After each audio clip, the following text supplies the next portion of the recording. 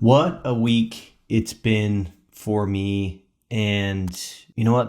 It's great. I want to kind of recount what's been going on in my life this week and share a couple things that I've found as far as insights regarding this last week. So as you can see, those of you that are watching this, I have a new studio. This is actually in my house. For the longest time, I was just going to the office and making those recordings. And what had started to happen is I found myself spending so much time in the prep work, setting up, where I was going to record a podcast or a video. And I would honestly pause the recording, delete it, and then just start over if I didn't feel comfortable with it, right?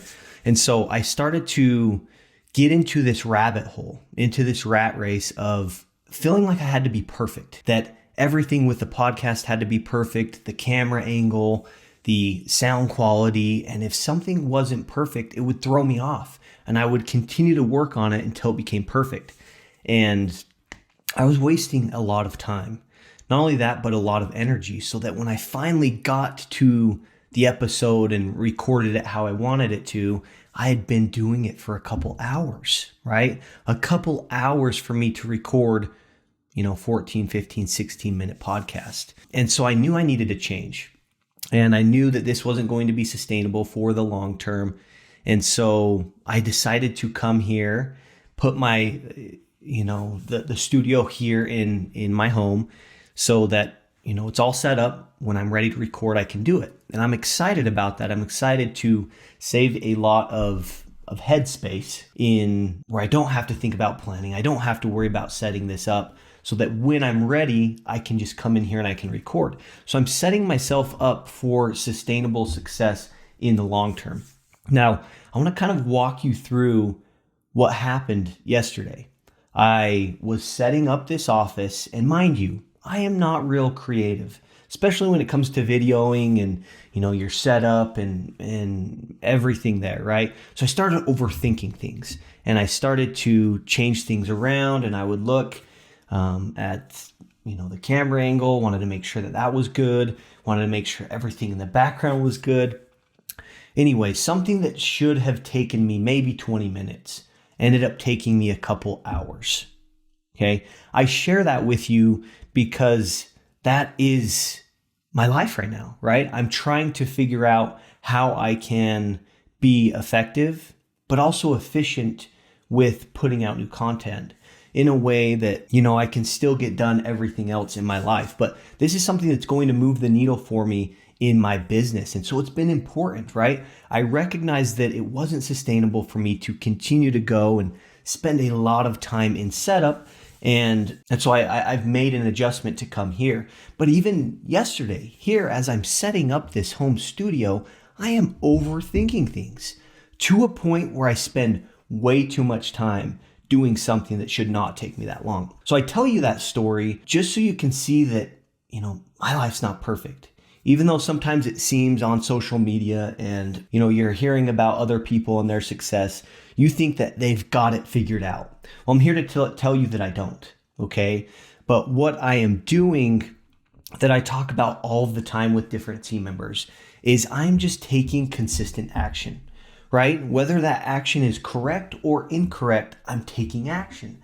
Now, what I've realized is that I've gotten better. I'm not the type of person that's just born to talk to the camera and be really good at it, right? I've had to work at it, and I've had to work really, really hard, but I'm not perfect. And I know that I'm not perfect, and I have those feelings of not feeling perfect. Oftentimes I don't feel adequate, but I know that that's just my negative self-talk, and that is never going to go away. For a long time in my life, I have let the negative self-talk control when I start things, how long I do things, and if I even do things, right? Examples of negative self-talk that I've dealt with in my life as a team member in the team member position. Negative self-talk would be, the customer doesn't want to hear anything about life insurance right now. They're just calling to pay their auto insurance. I don't want to bug them. Negative self-talk. I feel that the customer, they only, because they only want the auto insurance, they're not going to want to buy this life insurance policy for $100 a month. They probably can't afford that. Negative self-talk, right? That is negative self-talk with trying to sell out of my own pocket. Or, I've brought up life insurance so many times today, been told no, and why would I go again and try to get someone else just to be rejected again? Negative self-talk, right? This negative self-talk is something that we're going to deal with every single day. I deal with it every single day, whether I'm in the office as a team member or whether I'm setting this darn thing up to record a podcast. And so understanding that you're going to have that negative self-talk, I think is important, right? It's important so you can realize that you don't have to be perfect. You don't have to be perfect. You just need to start. And as you start, right, you're going to learn. With experience, you're going to learn. And that is the fastest way that I've learned. And so with this episode, guys, just so you know, I've committed to myself that I was going to click record one time and I'm not going to redo it. Okay.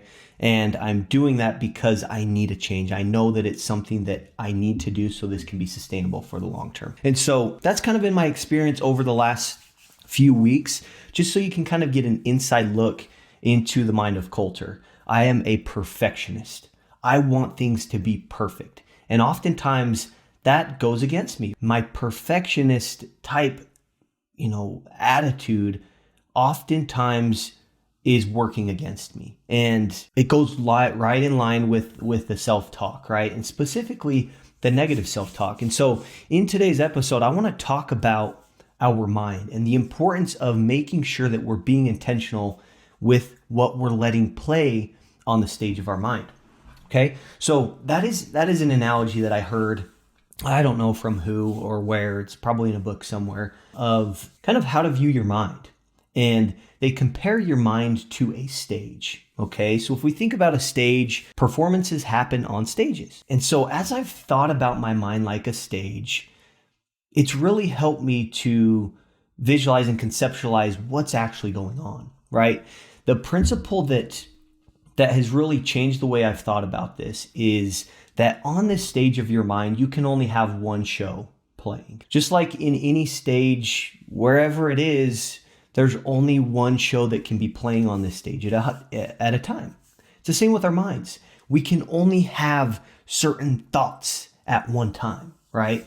There's only room for, one thought in our brain at a time on that stage of our minds, okay? And so understanding that there can only be one thought at a time on our mind, right, on the stage of our mind, can really help you start to recognize how to start to be intentional with those thoughts. Now, why is it important that we're intentional with what we keep on the stage of our mind or what we choose to put on the stage of our mind? If you didn't know this, we have thousands of thoughts throughout the day, thousands. And in doing research, I have found that more than 80% of those thoughts are typically negative for the average person. More than 80%, guys. That is crazy, okay? If we have thousands of thoughts throughout the day and 80% of them are negative, there's no wonder why we feel inadequate. There's no wonder why we feel like, oh, you know what? I can't do that because I don't want to be judged. Or there's no wonder why you have a hard time pivoting to your customer because you don't want to bug them, right? There's no wonder why you just don't feel good all the time, right? It's because of what's going on in the stage of your mind, right? More than 80% of your thoughts are negative throughout the day. And as I've recognized that and realized that, I've started to put a plan in place to where I can rewrite that narrative. I can rewrite that story for myself. And that's what I want to share with you is how I've been able to, and guys, I'm not perfect at this, but over the last year and a half of my life, I've been very intentional with this, and it's absolutely changed everything for me. I'm happier, I'm more productive, and I'm finding more results in my life than I ever have before. Okay. And nothing has changed. This is something I've talked to my wife about. Nothing has changed this year or over the last year and a half significantly as I look back and evaluate. Nothing's really changed as far as how hard I'm working, which is very interesting. But if we compare the last few years of my life to, the years leading up to the last year and a half of my life, years previous, I didn't have that type of success then that I have seen over the last year and a half of my life, right? And as I've thought, I haven't been working any harder. The hard work's been there, the drive's been there. And as I've thought, like, what changed? What changed for me to be able to, have such results that I'd never seen before? And really, guys, I've identified that it really boils down to what I'm allowing on the stage of my mind, or how long I'm allowing it to be there. Okay. So I've learned how to think more positively, think more about possibility rather than focusing so much on problem. And guys, that's wired in our nature. If we think about the evolution of man, right? If we go back to before technology was even a thing and people were living in the wild, let's think about what they had to deal with. They didn't have to deal with the next notification on Instagram. They didn't have some of the first world problems that we do, but they had threats, right? They had, they're living in the wild, and so there's predators, right? They had to, always be looking out for threats, right? Whether those are different people that want to come, fight them and end up in a battle, or whether it's protecting themselves from these predators in the wild. And so because those people had those things to deal with, that's how the brain started to be wired. We were wired to look for threats. We are wired to look for problems, right? Now, let me tell you why that is an issue. Whatever you focus on will expand.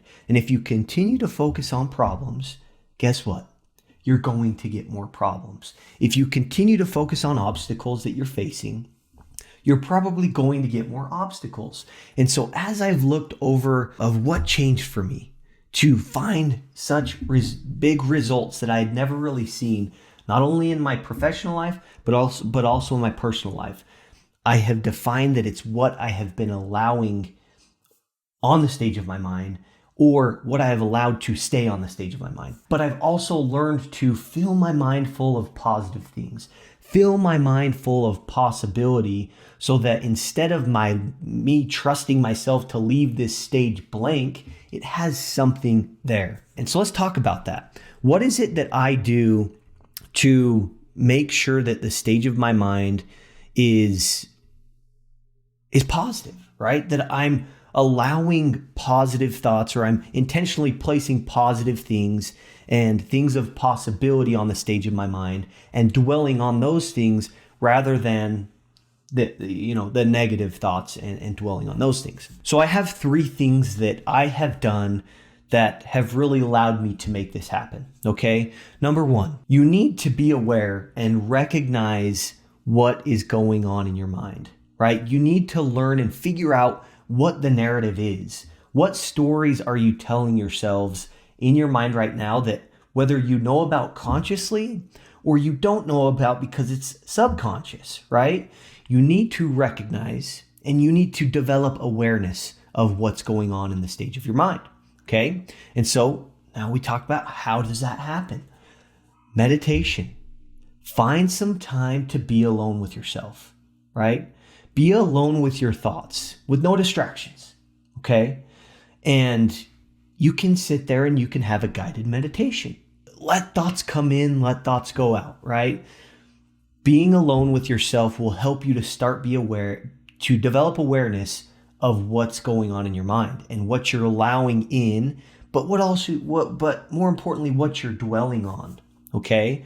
And so being alone with yourself is so important. I've implemented meditation during my meditation, and as I come up with ideas or as I have realizations, I journal, right? And whether that's in a paper journal when I'm writing things down or it's on my phone, I have found a lot of clarity with what's going on in the stage of my mind by being alone with myself, by meditating, by journaling. You can work up affirmations for yourself, right? Manifestations, thinking about what you want. Those are all great things to do with meditation, right? With journaling, everything with that. And as you do that, you will start to find clarity with what you need to do and what you need to improve on in your personal life and also in your professional life. Okay. So step number 1 is you need to start to develop awareness. Develop awareness of what's going on in your mind.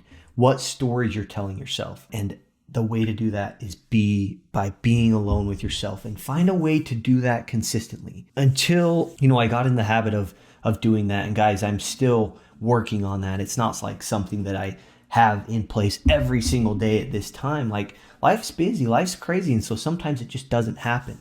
But as I've picked that up recently again, as I've actually made time to be alone with myself and to just let thoughts come in and let thoughts go out and really just be aware, I have found so much clarity in, what tweaks I can make in my life to find more happiness, to find more fulfillment, but also clarity with what tweaks and things I can do differently in the team member seat, so I can write more policies, so I can make those policies worth more, or even with this podcast, right? Clarity as to, okay, how can I live more of a fulfilling life, but also get to that next level?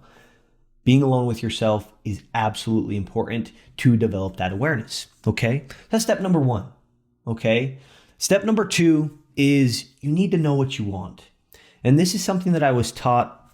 I have a neighbor who has been an absolute example for me and a resource. He's someone I look up to, and I always will, because of the impact that he's had on me. Okay, he has shared a lot of resources with me to learn to develop more of a winning mindset, to really understand your thoughts and how your thoughts are the starting point to getting what you want in life. And so in one of the resources he shared with me, it was a course on learning how to direct and redirect your thoughts towards what you want. And what I realized early on getting into this course is that I was focusing so much on what I did not want, right? I was focusing on so much on problems and the gap in my life of, once I get here, that's when I'll be happy. Or really, I really didn't know what I wanted, right? And I think that's very common. You go ask people what they want with their career, and a lot of people will respond and say, you know what? I don't want to have to work my 9-to-5 job anymore.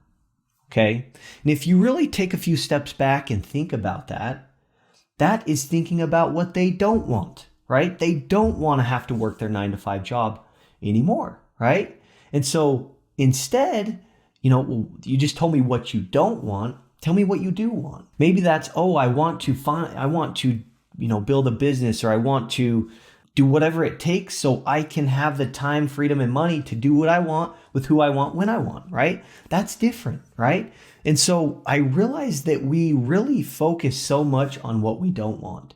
And oftentimes we do not spend enough time thinking about what we do want, which is so fundamental. It's so foundational that it actually blew my mind when I realized that I was not thinking about what I wanted. Okay. And that was foundational for me, and it still is. And it's part of, what I want to become part of my routine is I focus on reminding myself and remembering and expanding my list of things that I want. And so know what you want. Get very clear. An exercise that I have done that was so awesome, and I need to continue to revisit these things, is to write down 100 things that you want.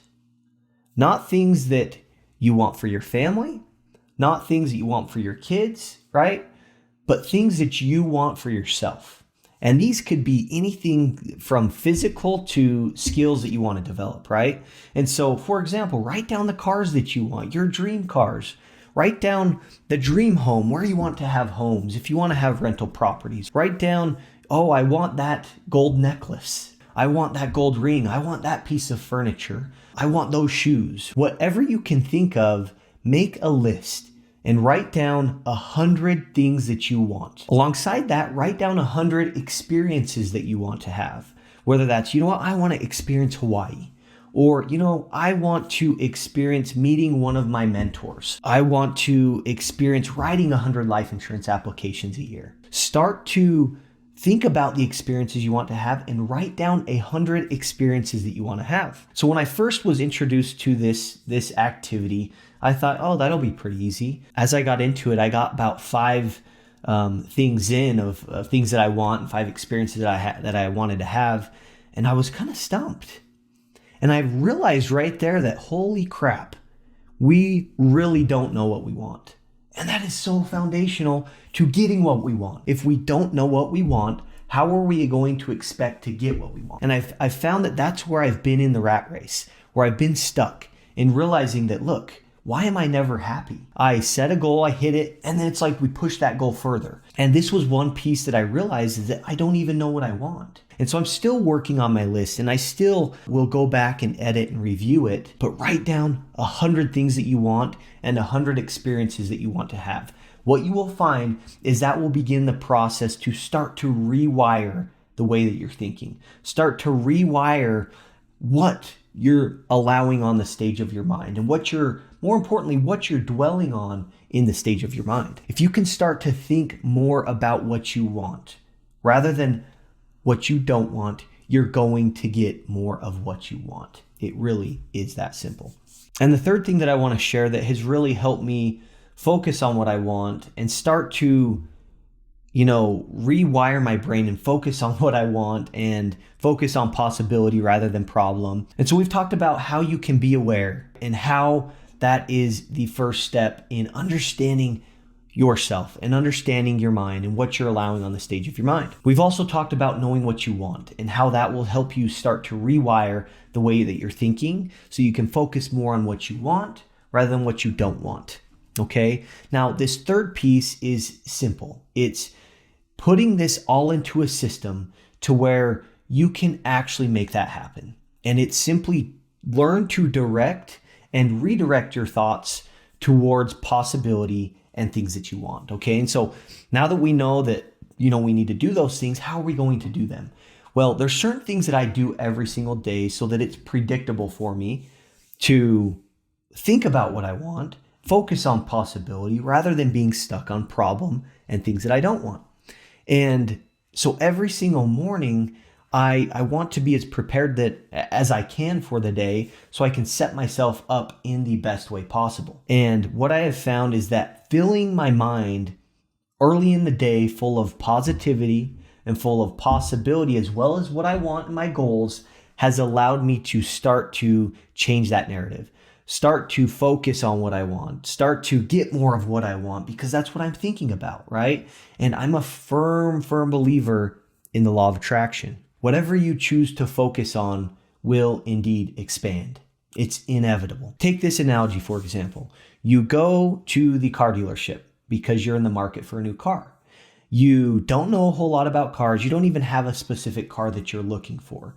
But in exploring and in test driving different vehicles, you find out, holy crap, I love the new Toyota 4Runner. That's what I want. And so you've got that in your mind. You don't end up making a buying decision because you need to go talk with your wife and figure out if it's a smart decision, yada, yada, yada, right? So you leave the dealership. On your way home, you see 4 or 5 Toyota 4Runners on the road. And you talk to your wife, you're like, holy crap, did you see that? There's another one, right? There's another 4Runner. Holy crap, I've never seen so many 4Runners in my life. But leading up to this, you would never have recognized a 4Runner. And so that is a simple example of how the law of attraction will work in our life. Whatever we choose to focus on and keep on the stage of our mind will indeed expand. And so understanding that, look, you have thousands of thoughts throughout the day. And for most people, for the average person, 80% of those freaking thoughts are negative. 80%. That's crazy. You need to really think about that. And so you need to figure out how you can intentionally place positive things and things of possibility, things of goals, things of what you want on the stage of your mind consistently so you can change the narrative, so you can change that story for yourself. And as you do that, guys, you're going to find more of results of things that you want. You're going to find that in your life. Just like with the car example, if you focus on a 4Runner, you're going to recognize more opportunities to get a 4Runner, or you're going to see more 4Runners out there than you ever would have before. And it's simply because that is on the stage of your mind. You're allowing that to be there because you want it. Do that with other things in your life. allow yourself to focus on things that you want. And as you do that, you will find that your mind will do wonders. It will find ways to make that happen for you. And you're going to bring in the power of the universe, the power of the law of attraction, and you're going to get more of that. That's been huge for me, guys. Okay. And so find a way to make a system for yourself to every single day do something that will fill your mind full of positivity, full of possibility, full of what you want, so that you can intentionally place those things on the stage of your mind consistently, so that it starts to rewire how you're thinking and what you're thinking about and what you're allowing yourself to dwell on. But until you do that, you're going to fall into the same narrative for the last that you've had for your whole life, that, you know what? Yeah, I'm focusing so much on problems and you know, look, I'm not happy. I'm not going to be happy until I get here. And, you know, all of that negative self-talk. In order for you to manage that self-talk, you need to be intentional and place positive things in your mind. Focus more on what you want. Focus more on possibility. And as you do that, there won't be room in your mind. There will not be room on that stage for negative thoughts to be there, let alone dwell there for an extended period of time. And so try that out, guys. Let me know how that goes for you. But I know that it has changed my life over the last year and a half. I feel better, which makes total sense, right? Because what you start to think about will influence how you feel, right? And so more positive thoughts have led to more positive experiences. Let me back up. More positive thoughts for me have led to more positive feelings. I feel better, which has allowed me to have more positive experiences in my life. We will catch you guys next time.